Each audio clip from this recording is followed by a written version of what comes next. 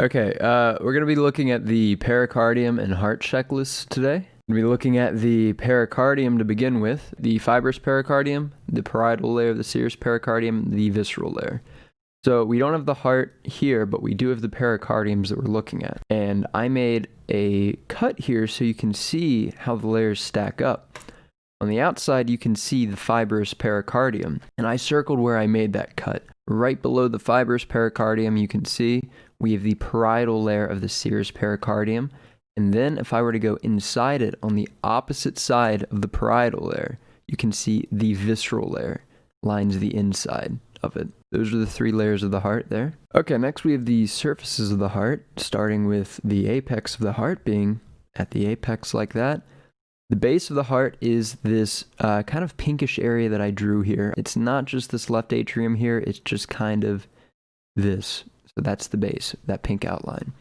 The diaphragmatic surface is going to be this orange outline down here, and I will show you why that is. So it is called the diaphragmatic surface because right below it, it sits on the diaphragm. All right, this lighter teal blue, I don't know my colors that well, but this is the costosternal surface right here. And if I put on the sternum, you can kind of see why it's called that. Maybe I drew a little bit too much there, but this right here is the costosternal surface. On the sides here, you're going to have your pulmonary surfaces. You have two of them, and that's because they're going to be touching the lungs. As you can see here, the lungs and why these sides of the heart are called the pulmonary surfaces. Now, the other thing on these checklists are, it says borders. Pretty much the only thing on that would be if you've got, this is the right side right here, that'd be the right border, lower border, left border, and upper border up there. I really don't think they're going to put a pin in and say, what border is this? It'd probably be a structure that they're looking for. Okay, now we're going back to finish some of the pericardium stuff. Before we get to the transverse and the oblique sinuses, I just want to show the nerves. And I put on two nerves that aren't necessarily on this checklist, but they're on the next checklist. Figured may as well look at it like this, and you'll be ready for next time. So to begin with, we have the phrenic nerve right here.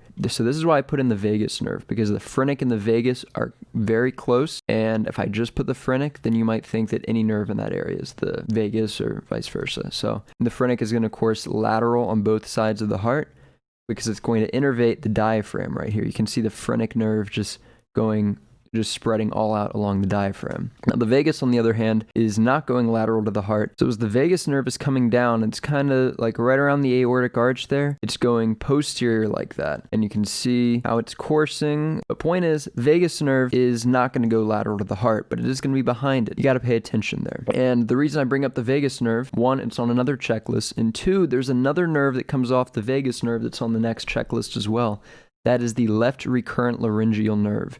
And it's called the left recurrent because you can see here as the vagus nerve comes down, picture the vagus nerve coming down here, the left recurrent is going to come back up, like reoccur. Here's a better view right there. If this is the vagus, left recurrent's going to come under the aortic arch like that and pop up right back there. Again, not on this checklist, but you're going to have to know it for the next checklist, so why not look at it now? And lastly, you have to know the pericardiac phrenic arteries and veins. That's going to be these guys right here coming down. If I turn off the beating heart real quick, you're going to see the pericardiacophrenic artery and then its vein like that. If you want to see, it looks like this is coming off brachiocephalic there, which it is. Pericardiacophrenic arteries and veins. You can see there and there. Okay, another thing too, if you need to remember that phrenic is on the lateral side, you've got the pericardiacophrenic, it starts with a P.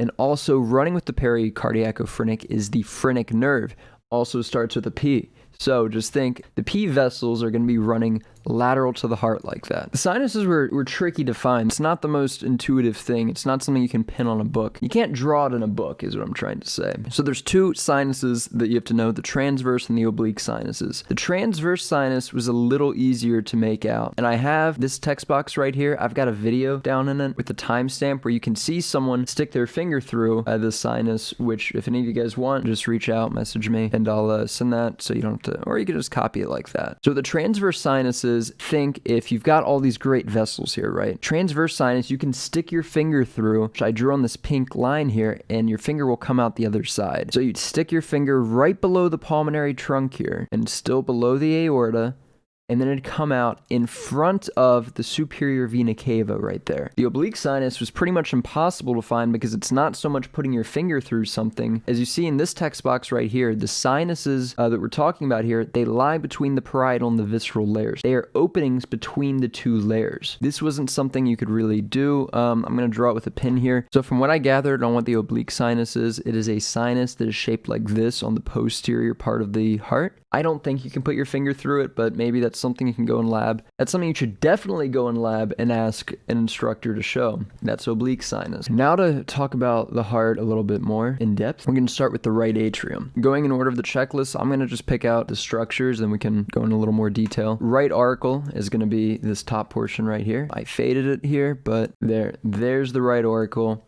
highlighted right there. This mass right here, this is the right atrium. All of this, these are ventricles up front. Left atrium is going to be this right here. That thing. This thing. For this one, I'm going to remove the right auricle so we can go inside. So I've taken off the right auricle and the wall of the right atrium. Looking inside now, the pectinate muscle is going to be this rough looking stuff. And below that, we're going to have a border. And this border is the crista terminalis. That's the crista terminalis right below the pectinate muscle. And I took a note from the atlas up here. Crista terminalis is that vertical ridge of smooth muscle within the right atrium of the heart. Sinus venerum, it's just the smooth part here in the right atrium. Fossa ovalis is going to be this hole right here. And it's important that you don't confuse that hole with the opening of the coronary sinus right there. So the fossa ovalis is going to be up a little bit more than that. Well, significantly more. Next, you're going to have the openings of the vena cava. So you've got opening of the inferior vena cava right there. And if we look here, you can see the opening of the superior vena cava right there. Because you know the right atrium, this is where the deoxygenated blood is being sent from the lower body, coming up through here into the right atrium, and then draining the upper body, coming in through there. Coronary sinus is draining the heart itself, and then it's draining here. So again, don't mix up the opening of the coronary sinus with the fossa ovalis. And the last thing you have to know is the tricuspid valve, named because it's got 3 valves like that. If you look here and you see the bicuspid valve, it's just got 2 valves. And that's how we're going to go from the right atrium into the right ventricle. Okay, next we have the right ventricle, and yeah, no, the heart normally doesn't have a big gaping hole like that. I just cut in so we could see it and maintain the wall here. Starting with the chordae tendineae, what those are, they're cords that will connect to the tricuspid valve in the papillary muscle. Because as the papillary muscle contracts, it's pulling on those cords to pull open the tricuspid valve. And I marked right there, you can see one of those papillary muscles like that. So it's not just that as papillary muscle, that's papillary muscle, and that's papillary muscle. Okay, next you have the trabeculae carnae. That's just going to be this rough looking stuff on the inside of the heart here. So that's trabeculae carnae, just the rough stuff. Septomarginal trabeculae is this structure right here that everything else is faded out for. So you can see it's going from this wall of the right ventricle, and it's going here and touching what looks to be the wall of the left ventricle like that. Lastly, we have the crista supraventricularis, which is the smooth portion right under the semilunar pulmonary valve. And that is the right ventricle. Okay, here we're going to look at the left atrium, and then in the same picture, the left ventricle, just because there's not a whole lot to look at on the left atrium. Left auricle here, and you've got your right auricle right there, your right atrium, so you don't forget. Now, the thing with the left atrium is it's not going to go left auricle, left atrium. It's left auricle, flip it over, left atrium. Pulmonary veins. 1, 2, 3, 4 pulmonary veins. They're bringing back oxygenated blood from the lungs. We haven't really talked about blood flow real quick because it's not pinned, but just to give you a quick idea. Right atrium into right ventricle. It's going up through here into the pulmonary trunk. It's going to the lungs oxygenated. And now we bring it back into the left atrium. It's oxygenated. And now it's going to be leaving the left atrium through the mitral or the bicuspid valve. And it's bicuspid because you can see it has 2 valve leaflets as opposed to the tricuspid valve right here that's got 3 leaflets. And you can call it the bicuspid valve or the mitral valve. It doesn't matter. Here you can see in pink, you've got the papillary muscles, which again are going to connect to the chordae tendineae, which will then attach to the bicuspid valve. And then for trabeculae carnae, again, it's that rough stuff that you can see here on the inside. It's just that it's that muscly looking thing on the walls. Now we're going to look at the great vessels of the heart. So to begin with, the superior and inferior vena cava, which we've already looked at. Inferior right here, going into the right atrium. Superior vena cava right here, going into the right atrium. Up next, we have the pulmonary trunk right there, which is going from right ventricle into the lungs. So this right here, pulmonary trunk. If we zoom in, you can see we've got one going into the left lung, and we have this going into the right. So it's pulmonary trunk branching into the pulmonary arteries that are going to go into the lungs. Lastly, we have the ascending and descending aorta. So ascending aorta, you're going to have right here because it's ascending from the heart, and then descending aorta, you guessed it, it's what's descending down from the heart, like that. That's the great vessels of the heart, not too bad. Lastly, we just have to look at the blood supply to the heart, and I honestly think this is where most of the memorization is going to be. The other stuff's kind of intuitive and easy, but this here, we'll try to make intuitive and easy right now. So starting with the right coronary artery. I don't know where my pen went on the right coronary artery, but you can see it's coming out of the aorta right there, the ascending aorta, which, by the way, both the right and the left coronary arteries are going to be coming out of. So the left coronary artery right here, if I can click on that, fade others, you can see the left coronary artery, if I zoom in, is also coming out of the aorta like that. So the coronary arteries, they're directly touching the aorta. So then coming off of the right coronary artery, you're going to have the right marginal branch, which is right here of the coronary artery. And then lastly, we have the posterior interventricular artery, another branch of the right coronary artery. And for this one, you can remember interventricular. So this wall right here is separating the two ventricles. The interventricular branch is going to be going in between the ventricles. So you've got right coronary artery, the marginal branch right there, and the interventricular.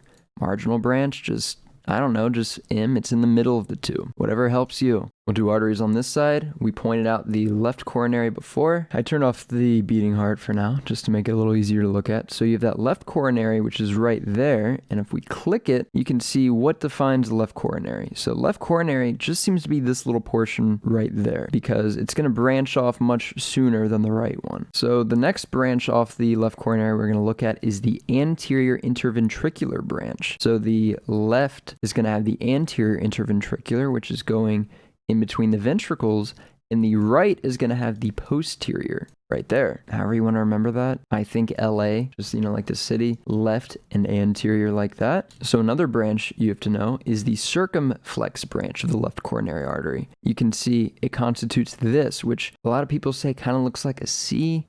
Sure. And then you're going to have the left marginal branch of the circumflex branch of the left coronary artery. So this marginal artery, unlike the right coronary artery, where the marginal is a branch of the right coronary itself, it looks as if for the left, the marginal artery is a branch of the circumflex artery, because remember that left coronary artery is pretty tiny in comparison to this large right coronary artery. That's going to be the arteries. I'll just give a quick flip over. You can, in your head, go through it, like name what you're looking at.